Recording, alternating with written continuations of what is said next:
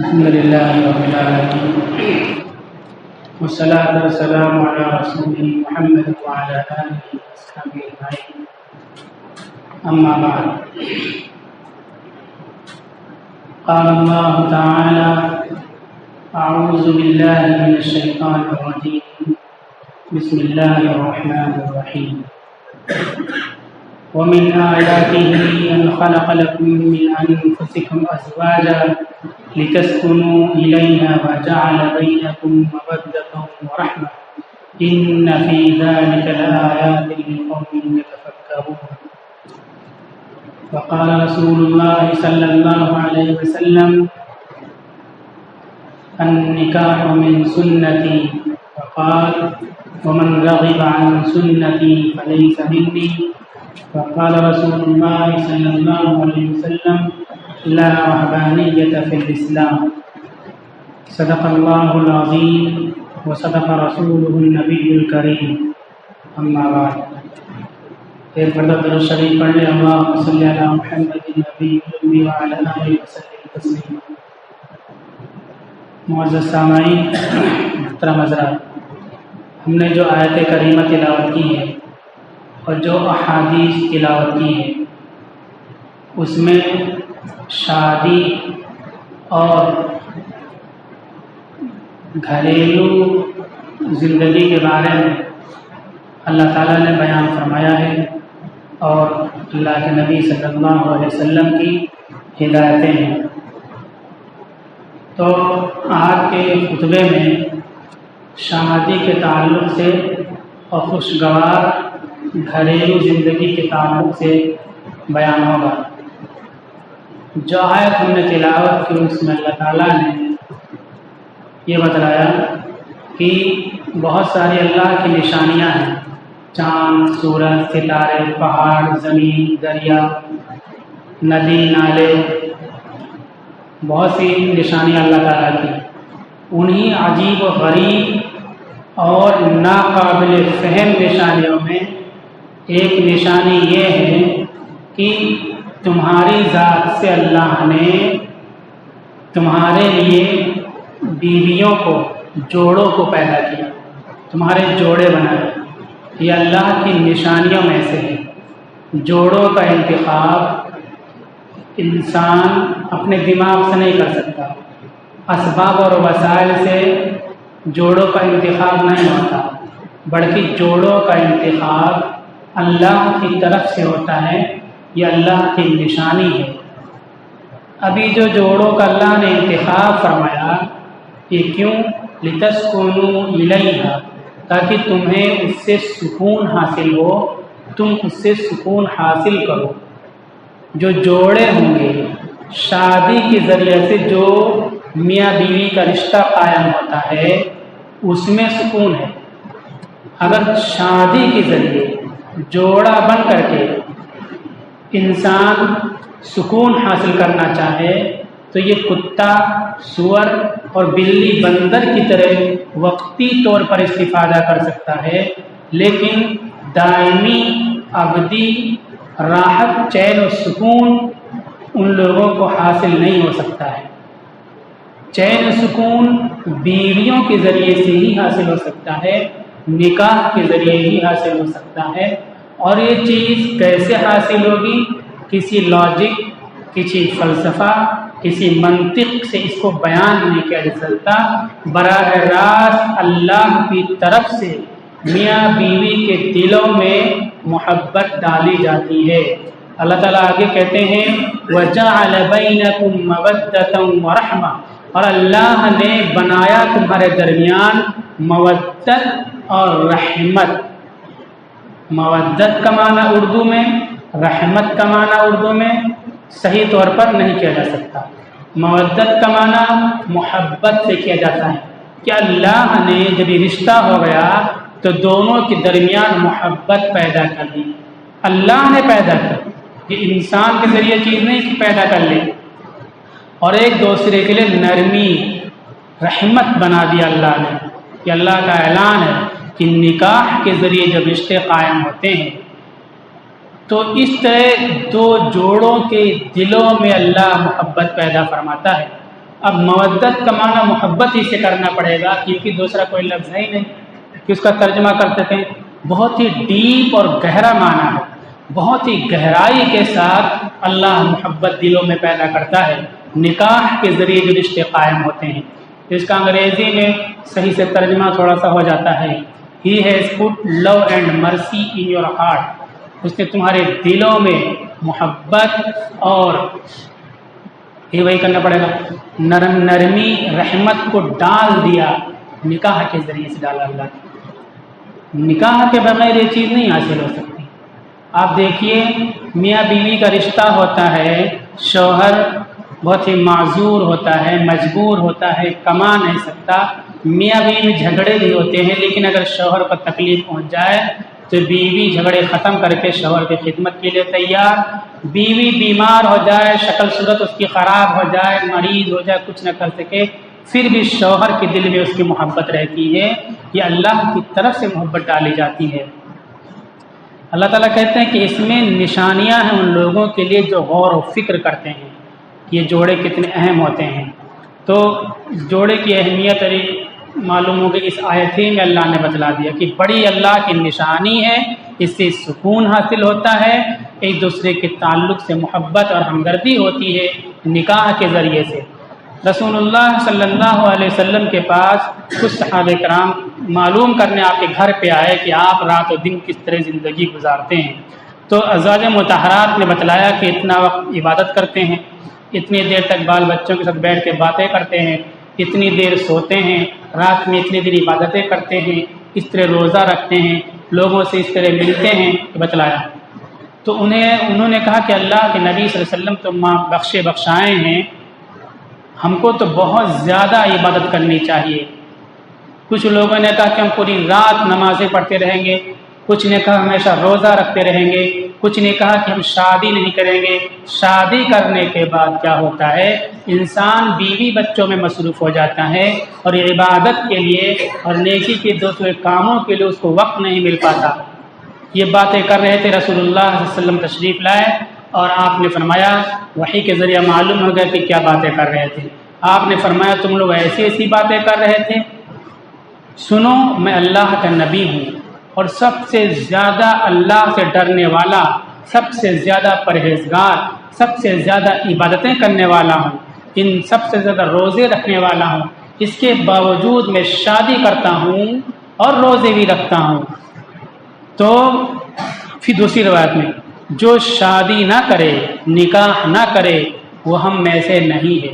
شادی کی اتنی اہمیت ہے، فقہ کی کتابوں میں لکھا ہوا ہے، نکاح اتنی بڑی عبادت ہے کہ انسان جس وقت نکاح کر لیتا ہے تو نکاح جب تک باقی ہے ثواب کا میٹر چلتا رہتا ہے قیامت تک، اور جنت میں داخل ہونے تک اس عبادت کا سلسلہ چالو رہتا ہے۔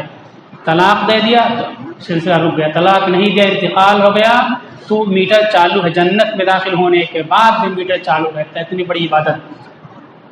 ایک دوسری روایت میں رسول اللہ صلی اللہ علیہ وسلم نے فرمایا لا رہبانیۃ فی الاسلام، کوئی یہ سوچے کہ ہم شادی نہ کریں، جنگل میں چلے جائیں، پہاڑوں میں چلے جائیں، کھو اور گفا میں چلے جائیں، وہاں اللہ کی عبادت کرتے رہیں، رسول اللہ صلی اللہ علیہ وسلم نے فرمایا کہ اسلام میں اس کی اجازت نہیں ہے۔ انسان پہاڑوں کے ذریعے سے، گفاؤں کے ذریعے سے اور جنگلوں کے ذریعے سے، راستوں سے اللہ تک نہیں پہنچے گا۔ اللہ تک پہنچنے کے لیے، اللہ کی رضا جوئی کے لیے ضروری ہے کہ سماج میں رہے، معاشرے میں رہے، شہر کی گلیوں اور کوچوں سڑکوں پہ رہے، گھر کے مکان و آبادیوں میں رہے اور ذمہ داریوں کو ادا کرتے ہوئے اللہ کے احکام کو پورا کرے، وہاں سے وہ اللہ تک پہنچ سکتا ہے اور اللہ کو راضی کر سکتا ہے۔ سماج کی ذمہ داریوں، گھریلو ذمہ داریوں کو چھوڑ کر کے جنگل میں جا کر کے عزلت نشیں ہو جائے، گوشہ نشیں ہو جائے تو وہاں سے اللہ تک نہیں پہنچ سکتا۔ شادی کے سلسلے میں رسول اللہ صلی اللہ علیہ وسلم نے فرمایا کہ انبیاء کی سنت ہے، تمام انبیاء کرام جو کامن طور پر سنتیں ادا کرتے رہے ہیں، وہ کتنی سنتیں ہیں؟ 4 سنتیں ہیں جو تمام نبیوں میں پائی گئیں۔ پہلی سنت حیا، تمام انبیاء کے اندر حیا اور شرم تھی، تمام نبیوں کے اندر۔ دوسری تعطر، خوشبو تمام انبیاء کرام پسند فرماتے رہے، اپنے جسموں میں خوشبو استعمال کرتے رہے، اپنے کپڑوں میں استعمال کرتے رہے۔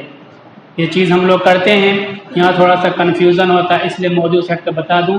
عورتوں کے لیے رسول اللہ صلی اللہ علیہ وسلم فرمایا کہ عورتوں کی خوشبو رنگ ہے، وہ خوشبو لگا کر کے باہر نہ نکلا کریں۔ عورتیں اگر خوشبو لگاتی ہیں تو وعید سنائی کہ جو عورت خوشبو لگا کر کے لوگوں کے بیچ سے نکلے وہ ایسی ہے۔ عربی میں جب اشارہ کرتے ہیں انگلیوں سے تو کچھ اشارے گالی بن جاتے ہیں، تو اس انداز میں رسول اللہ صلی اللہ علیہ وسلم نے فرمایا کہ یہ عورتیں، اس کا مطلب ہوتا ہے کہ بدکار ہیں، جو خوشبو لگا کر کے دوسرے لوگوں کے پاس سے، نامحرم کے پاس سے گزریں۔ تو عورتوں کے لیے خوشبو سنت نہیں ہوگی، عورتوں کے لیے رسول اللہ سے فرمایا کہ عورتوں کی خوشبو رنگ ہے، وہ رنگ اختیار کریں، رنگ برنگ کپڑے پہنیں، مہندی لگائیں، اس طرح سے۔ تو تیسری سنت والسواک، تمام انبیاء کی سنت مسواک ہے۔ تمام انبیاء برابر، کوئی نبی ایسا نہیں جنہوں نے مسواک نہ کیا ہو۔ ہم کو مسواک کا اہتمام کرنا چاہیے۔ مسواک کے سلسلے میں غلط فہمی بھی ہے اور کچھ آسانی بھی ہے کہ برش سے کریں، ٹوتھ پیسٹ اور منجن کریں۔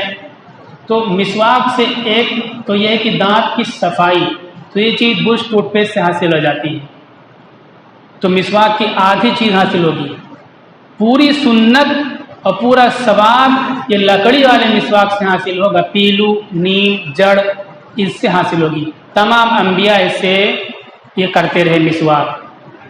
اور چوتھی چیز تمام نبیوں کی مشترکہ سنت ہے، تمام انبیاء یہ سنت ادا کرتے رہے، نکاح، شادی کرتے رہے۔ تو اس سلسلے میں ماشاءاللہ بہت کم ہیں جو غفلت کرتے ہیں، نکاح تو لوگ کرتے ہیں، اللہ تعالیٰ اور توفیق دے، لیکن ہم نے محدود کر دیا، ایک نکاح، 4 نکاح کرنا چاہیے۔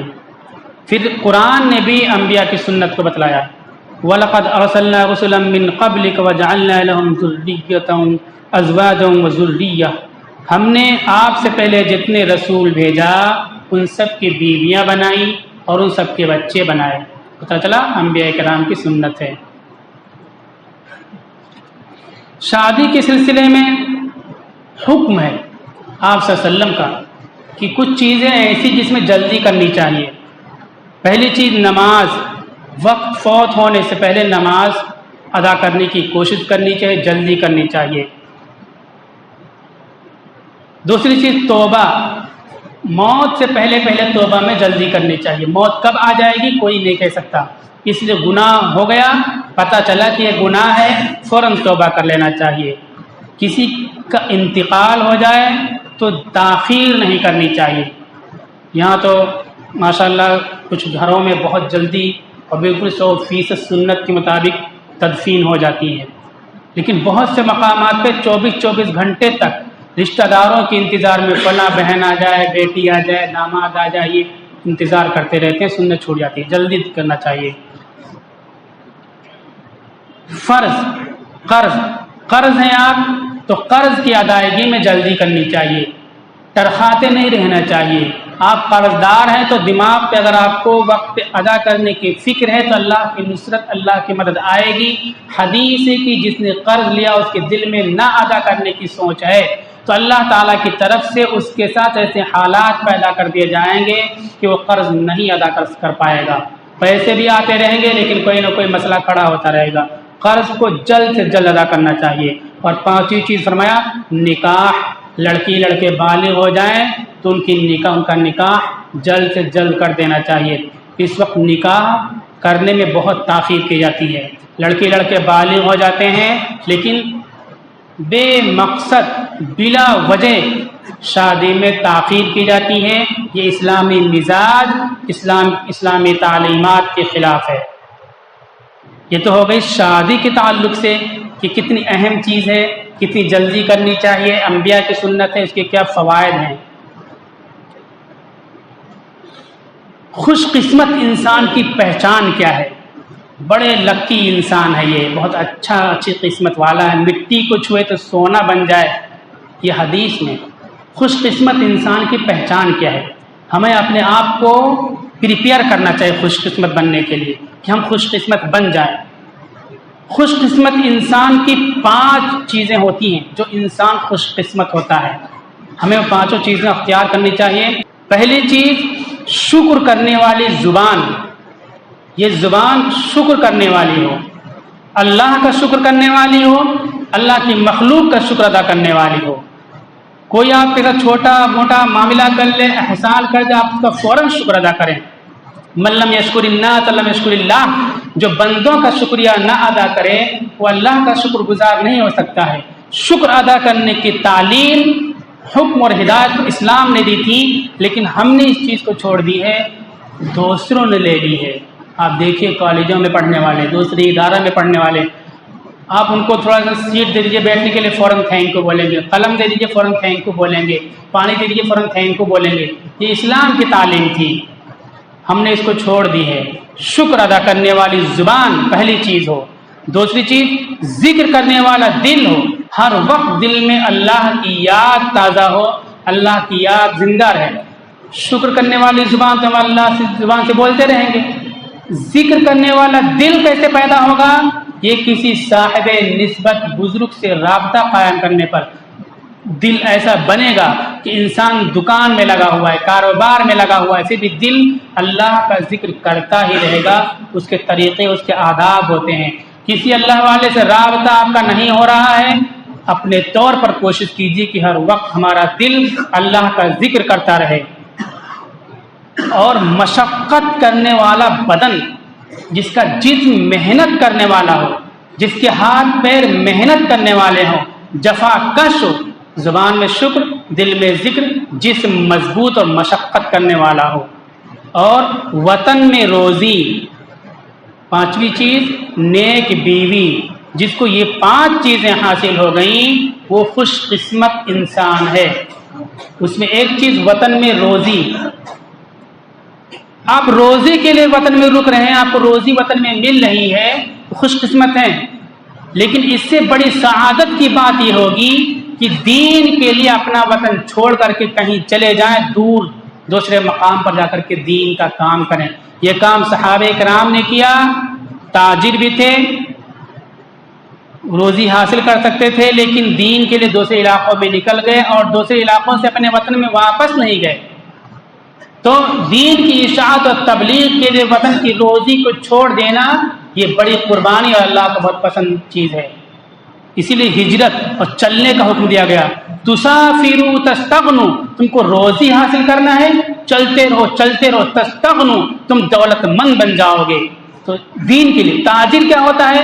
چھوٹے چھوٹے جملے بولتا ہے، لیکن چھوٹے چھوٹے جملے لوگوں کو یاد رہتے ہیں. ان چھوٹے چھوٹے جملوں میں ایسی بات کہہ سکتا ہے، دین کی تبلیغ کر سکتا ہے کہ وہ گاہک ہمیشہ اپنے دماغ میں اس بات کو بیٹھا لے گا، اس کے دماغ سے بات نکلے گی نہیں. اس لیے تجارت کی فضیلتیں بیان کی گئی، تجارت کے طریقوں میں بتلایا گیا کہ چل چل کی تجارت کرو. نیک بیوی. دیکھیے ہمارے پاس ہمارے گھروں میں نیک بیوی نہیں ہے، مطلب ہم اچھی قسمت والے نہیں ہیں. بیویوں کے سلسلے میں حقوق جو بتلائے گئے وہ مہر، مرد کی ذمہ داری بتلائی گئی. مہر کے سلسلے میں یہ ایک حق ہے عورت کا جس سلسلے میں ہم لوگ کوتاہی کرتے ہیں. مہر کی 3 صورتیں ہیں. سب سے افضل اور بہتر صورت یہ ہے کہ ہم مہر فاطمی ادا کریں. 450 درہم اس وقت 80-90 ہزار روپے بنتا ہے. مہر فاطمی طے کریں. ساری چیزیں، سارے رسومات میں پیسے اکٹھا خرچ ہوتے جا رہے ہیں، لیکن جو اصل کلید ہے مہر، اس سلسلے میں غفلت برتی جاتی ہے. ایسا نہیں ہونا چاہیے. پھر مہر فاطمی کی حیثیت نہیں ہے تو دوسری شکل مہر مثل. عورت جو ہے اس کی بہن، اس کے گھر میں عورتوں کا کتنا مہر بنتا ہے وہ دیکھا جائے گا. اسی لحاظ سے ایک اوسط نکال کر کے عورت کا مہر طے کیا جائے گا. تیسری صورت ہے کہ عورت کی شرافت اور کرامت کیا ہے. وہ تعلیم یافتہ ہے، بہت ہی قابل و صلاحیت مند ہے، تو مہر فاطمی، مہر مثل کے بجائے اور بھی دوسری مہر طے کی جا سکتی ہے. بڑی سے بڑی مہر بھی طے کی جا سکتی ہے. یہ چیزیں ہیں. لیکن مہر کے سلسلے میں ہم لوگ شادی کے موقع پر کوتاہی کرتے ہیں کسی نے 50 بتا دیا، کسی نے 786 بتا دیا، کسی نے جو بتا دیتے ہیں کر لے، نہیں، اس طرح سے ایک معیاری مہر ہونا چاہیے. اس مہر کو عورت کو ادا کرنا چاہیے، ادا کرنا ضروری ہے. اگر نہیں ادا کریں گے تو حرام خور ہوں گے، ظالم ہوں گے. پھر مہر معجل، نقد، صرف ادھار، دو باتیں آتی ہیں. مہر معجل ہو تو نقد دینا ضروری ہے، ادھار ہو تو اس میں بھی افضل یہ ہے کہ خلوت کے وقت آدھی مہر دے دیں، آدھی بعد میں جب مطالبہ ہو تب دے دیں. یہ ہے. مہر کے سلسلے میں ہے کہ آپ کھائیں مت، دیں اس کو، خوشی خوشی دیں. آپ نے اس کو مہر دے دیا، اس کے بعد فَإِن طِبْنَ لَكُمْ عَنْ شَيْءٍ مِّنْهُ نَفْسًا فَكُلُوهُ هَنِيئًا مَرِيئًا. اگر وہ ہنسی خوشی اپنا پورا مہر یا کچھ حصہ آپ کو واپس دے دیں، ہنسی خوشی، بالکل دل کے خوشی کے ساتھ. اب دل کی خوشی کب ہوگی؟ وہ اپنے گھر سے ایک پائل پہن کر کے آئی تھی، ایک کیل پہن کر کے آئی تھی، آپ اس کے لیے 5 پائل بنوا دو، 10-12 کیل بنوا دو، اچھے سے اچھا کپڑا تب خوش ہوگی. یہ نہیں کہ آپ نے اس کے لیے کچھ بھی نہیں کیا اور آپ اپنی مجبوری بتاتے ہو کہ ہم کو دکان پہ جانا ہے، گاڑی خریدنا ہے، کاروبار ٹھپ ہو رہا ہے، یہ مہر ہم کو دے دو. تو یہ دل کی خوشی کے ساتھ دینا نہیں ہوا. دل کی خوشی کے ساتھ جو مہر دے گی، قرآن میں اللہ تعالیٰ کہتے ہیں ہنیئا مریا، لذت لے کر کے مزے کے ساتھ کھاؤ. جنت کی نعمتوں کے بارے میں یہ الفاظ استعمال ہوا ہے. اتنی برکت والی چیز، وہ مہر کا پیسہ وہ روپیہ بن جائے گا. اگر وہ عورت خوشی سے آپ کو مہر واپس کرتی ہے تو خوشی سے کب واپس کرے گی؟ جب اس کا دل جیت لو. ایک پائل پہن کر کے آئی تھی، 5 پائل دے دو، ایک پائل، ایک ہار پہن کر کے گلے میں 10 ہار دے دو، زیادہ دے دو مال، پھر وہ مہر کا پیسہ آپ کو واپس کرے گی. تو وہ برکت والی چیز، کتنی برکت والی چیز ہو جائے گی. روایت میں آتا ہے حضرت علی رضی اللہ تعالیٰ عنہ بیوی جو مہر کا پیسہ آپ کو واپس دیتی تھی، اس مہر کے پیسے سے شہد خریدتے تھے، اس شہد کو رکھے رہتے تھے. اگر کوئی بیمار ہو جائے تو اس شہد کو پانی میں ڈالتے تھے، گھولتے تھے اور پھر بیمار کو پلاتے تھے، بیمار کو شفا ملتی تھی.